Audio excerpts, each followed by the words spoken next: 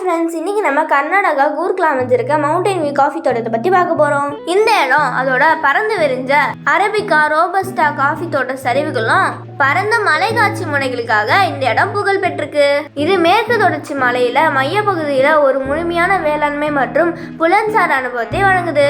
இந்த தோட்டத்துல காஃபியோட மிளகு, ஏலக்காய், பிரிஞ்சி இலை, ருத்ராட்சம் உள்ளிட்ட பல வகையான இயற்கை மசாலா பொருட்களும் தாவரங்களும் வளர்க்கப்படுகிறது.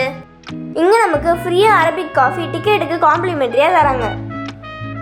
இங்க இருக்கிற வளாக கடையில வறுக்கப்பட்ட காஃபி கொட்டைகள், மசாலா பொருட்கள், நறுமண எண்ணெய்கள், வீட்டில் தயாரிச்ச சாக்லேட், இயற்கையான வைன் வாங்கிக்க ஒரு பிரத்யேக கடை இருக்கு. அங்க நம்மளால காஃபி எப்படி பயிரிடுறாங்க, அறுவடை செய்யறாங்க, எப்படி செய்யறாங்கன்றத பத்தி தெரிஞ்சுக்கலாம்.